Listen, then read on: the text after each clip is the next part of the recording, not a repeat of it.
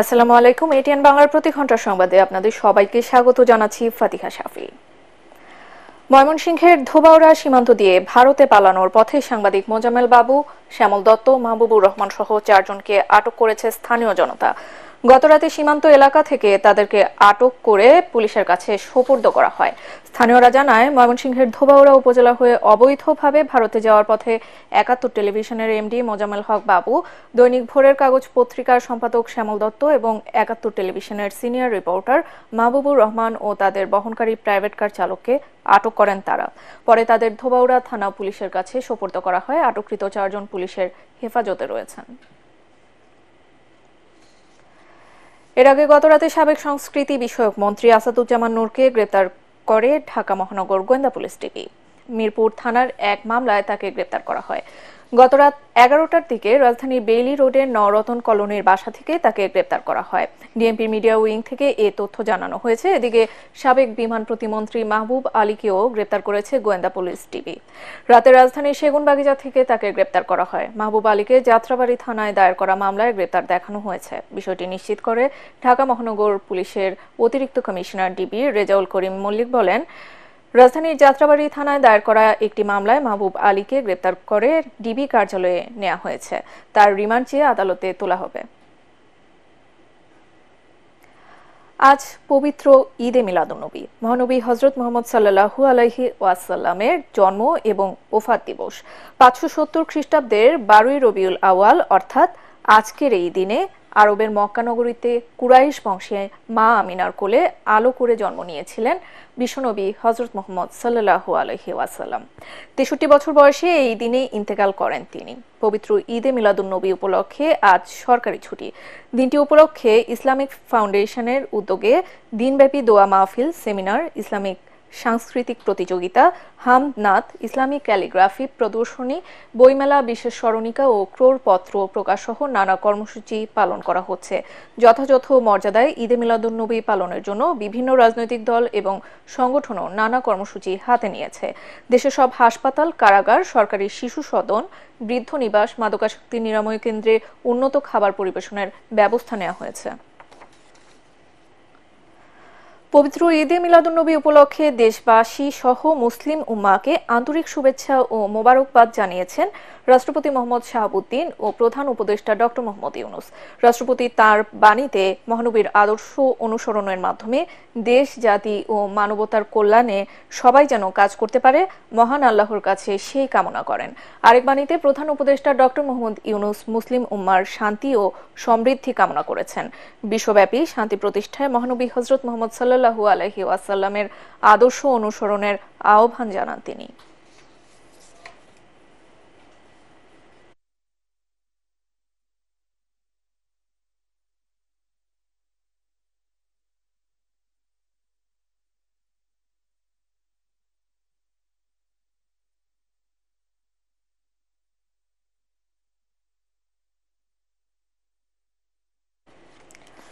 বিশ্বনবী হযরত মুহাম্মদ সাল্লাল্লাহু আলাইহি ওয়াসাল্লাম মানব জাতির জন্য এক অনুকরণীয় আদর্শ। ঈদে মিলাদুন্নবী উপলক্ষে দেয়া বাণীতে বিএনপির ভারপ্রাপ্ত চেয়ারম্যান তারেক রহমান মহানবীর শিক্ষা, আদর্শ ও ত্যাগের মহিমা সবাই যেন নিজেদের জীবনে প্রতিফলন ঘটাতে পারে, আল্লাহর দরবারে সেই কামনা করেন। পবিত্র ঈদে মিলাদুন্নবী উপলক্ষে মুন্সিগঞ্জে যশনী জুলুস বা ধর্মীয় শোভাযাত্রা বের করা হয়। সকালে শহরের পশ্চিম দেওভোগ, মাদ্রাসাতুল মদিনা ও জামিয়াতুল মদিনা থেকে বের হয় শোভাযাত্রা। জেলার পুলিশ সুপার ও জেলা প্রশাসক কার্যালয় হয়ে শহরের প্রধান প্রধান সড়ক ঘুরে কাচারি এলাকার শহীদ মিনারের সামনে গিয়ে দোয়ার মাধ্যমে শেষ হয়। নানা কর্মসূচির মধ্য দিয়ে রংপুরে পবিত্র ঈদে মিলাদুন্নবী পালিত হচ্ছে। বিভিন্ন সংগঠন শোভাযাত্রা, আলোচনা সভা, মিলাদ মাহফিল ও যশনী জুলুসের আয়োজন করে। জেলা গাউসিয়া কমিটির উদ্যোগে সকালে নগরীতে বর্ণাঢ্য শোভাযাত্রা বের করা হয়। গাউসিয়া কমিটির জেলা সভাপতি আব্দুল কাদের খোকনের নেতৃত্বে শোভাযাত্রা নগরীর প্রধান প্রধান সড়ক প্রদক্ষিণ করে। শোভাযাত্রার অন্যান্যের মধ্যে অংশ নেন মুনায়েম আলী, বকশী হায়দার, জসিমউদ্দিন মান্নান শরীফ এবং গাউসিয়া কমিটির অন্যান্য নেতৃবৃন্দ। পরে স্থানীয় টেবিল টেনিস কমপ্লেক্স চত্বরে এক আলোচনা সভা ও মিলাদ মাহফিল অনুষ্ঠিত হয়।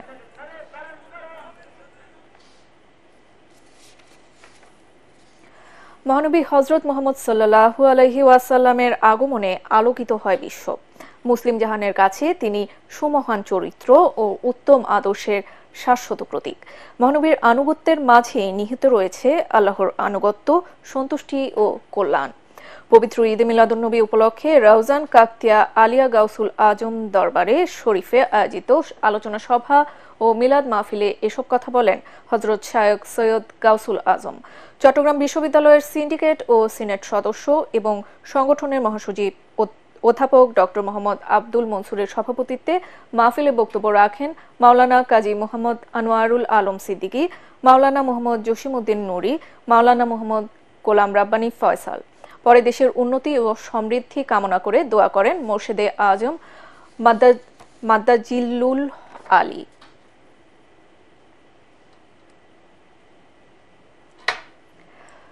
ছয় দিন বন্ধ থাকার পর দিনাজপুরের বড়পুকুরিয়া কয়লাভিত্তিক তাপ বিদ্যুৎ কেন্দ্রের তৃতীয় ইউনিট চালু হয়েছে। রোববার দুপুর 2টা থেকে নতুন তেল পাম্প স্থাপন করে ইউনিটের বিদ্যুৎ উৎপাদন শুরু হয়।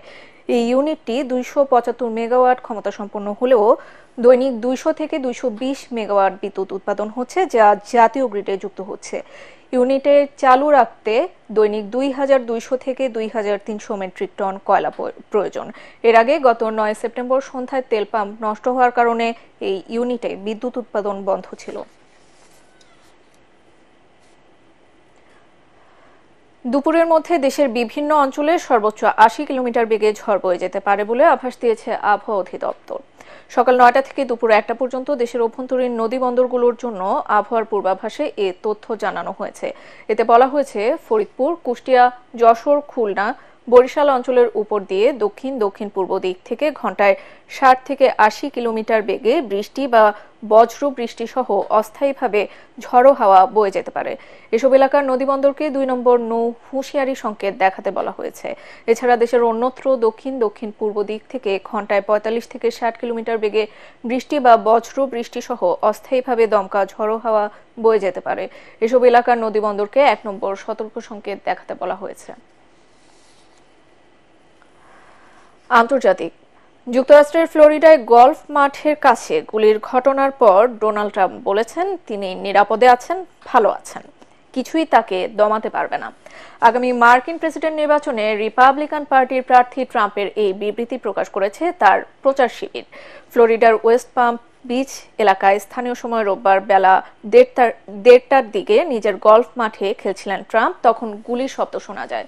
পরে সন্দেহভাজন একজনকে আটক করা হয়। যুক্তরাষ্ট্রের কেন্দ্রীয় তদন্ত সংস্থা এফবিআই জানায় ট্রাম্পকে হত্যার চেষ্টা করা হয়েছে। এর আগে গত 13 জুলাই পেনসিলভানিয়া অঙ্গরাজ্যে এক নির্বাচনী সমাবেশে বক্তৃতা দেওয়ার সময় ট্রাম্পের উপর গুলি চালানো হয়। সে সময় অল্পের জন্য প্রাণে বেঁচে যান তিনি। গুলিতে কানে আঘাত পেয়েছিলেন তিনি। গতকাল গুলির ঘটনার পর যুক্তরাষ্ট্রের ভাইস প্রেসিডেন্ট ও নির্বাচনে ট্রাম্পের প্রতিদ্বন্দ্বী ডেমোক্রেটিক পার্টির প্রার্থী কামলা হ্যারিস একটি বিবৃতি দিয়েছেন। সামাজিক যোগাযোগ মাধ্যম এক্সে দেওয়া বিবৃতিতে বলেন, ট্রাম্প নিরাপদে আছেন জেনে তিনি খুশি। খেলার খবর। জিরোনাকে 4-1 গোলে হারিয়ে লা লিগায় পয়েন্ট টেবিলের শীর্ষস্থান ধরে রেখেছে বার্সেলোনা। লিগের আরেক ম্যাচে ভ্যালেন্সিয়ার বিপক্ষে অ্যাটলেটিকো মাদ্রিদ জিতেছে 3-0 গোলে। এছাড়া ইংলিশ প্রিমিয়ার লিগে জয় পেয়েছে নিউক্যাসল, আর সিরিয়া আতে জয়ের ধারা ধরে রেখেছে নাপোলি। SM আশরাফের report. 17 বছরেই বার্সেলোনার ভরসার নাম লামিন ইয়ামাল। বিশ্ব ফুটবলের মহাতারকাদের কাতারে নিজেকে নিয়ে যাবেন কিনা তা সময়ই বলে দেবে, কিন্তু ইয়ামাল এখন কাতালান শিবিরের অন্যতম অস্ত্র। তার জোড়াগুলি জিরোনার বিপক্ষে প্রথমার্ধে 2-0 এগিয়ে যায় হান্স ফ্লিকের দল। এরপর 47 মিনিটে ডানি ওলমো আর 64 মিনিটে বার্সেলোনার হয়ে চতুর্থ গোল করেন পেদ্রি। ক্রিস্টিয়ান স্টুয়ানি জিরোনার পক্ষে ব্যবধান কমান। এই জয়ে দ্বিতীয় স্থানে থাকা অ্যাটলেটিকো মাদ্রিদের চেয়ে 4 পয়েন্টে এগিয়ে গেল বার্সেলোনা। ভ্যালেন্সিয়ার বিপক্ষে আতোয়া গ্রিজম্যানরা জিতেছে 3-0 ব্যবধানে। প্রথম গোলটি কনর গালাহারের, যিনি গত মৌসুমে চেলসি থেকে স্পেনের ক্লাবে নাম লেখান। এরপর গ্রিজম্যান দ্বিতীয় আর ইনজুরি সময়ে ক্লাব জার্সিতে নিজের প্রথম গোলের দেখা পান আর্জেন্টাইন জুলিয়ান আলভারেজ। এই জয়ে রিয়াল মাদ্রিদকে 3-এ নামিয়ে দেয় সিমিওনের দল। অন্যদিকে ইংলিশ প্রিমিয়ার লিগে অপরাজিত থাকার রেকর্ড ধরে রেখেছে নিউক্যাসল ইউনাইটেড। যদিও উলভারহ্যাম্পটনের বিপক্ষে 30 মিনিটেই পিছিয়ে পড়ে তারা, তবে 75 থেকে 80 মিনিটের মধ্যে 2 গোল করে জয় নিয়ে মাঠ ছাড়ে এডি হাওয়ের দল। এতে টেবিলের 3-এ উঠে এসেছে নিউক্যাসল। ইতালিয়ান লিগে কাগলিয়ারিকে 4-0 গোলে বিধ্বস্ত করেছে নাপোলি। তাতে 9 পয়েন্ট নিয়ে টেবিলের শীর্ষস্থান ধরে রেখেছে বর্তমান চ্যাম্পিয়নরা। SM Ashraf, ATN Bangla. পরবর্তী সংবাদ দেখার আমন্ত্রণ জানিয়ে এখনকার মতো শেষ করছি। এটিএন বাংলার সংবাদ ইউটিউবে দেখতে ব্রাউজ করুন youtube/ATN Bangla News। ধন্যবাদ।